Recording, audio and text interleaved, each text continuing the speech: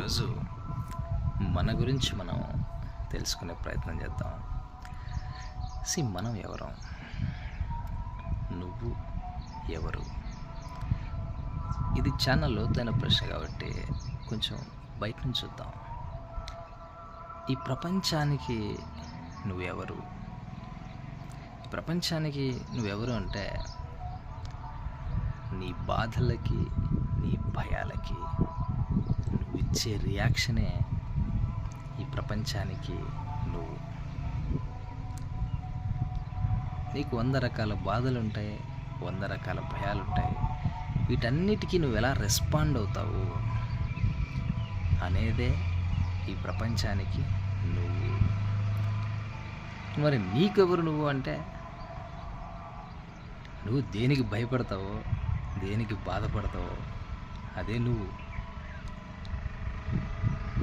చాలామంది ఇప్పుడు చిన్న పిల్లవాడు అంటాడు, ఒక పిల్లాడు స్కూల్కి పోరా అంటే ఏడుస్తాడు.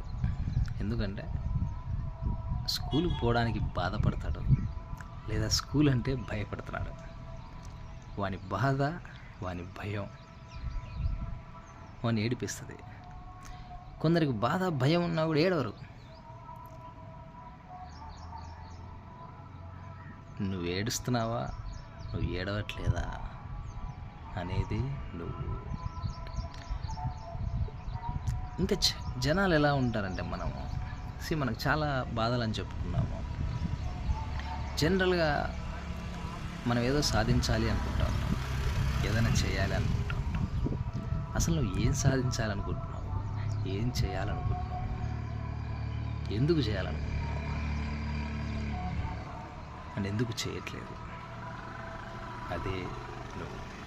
ఇప్పుడు ఏదో చేద్దాం అనుకున్న తర్వాత ఏదో బాగా డబ్బు సంపాదించాలనుకుంటాడు. అప్పుడు ఆ డబ్బు సంపాదించాలని, ఎందుకు డబ్బు సంపాదించాలనుకున్నావు? ఆ డబ్బు సంపాదించడానికి ఏ మార్గం ఎంచుకున్నావు?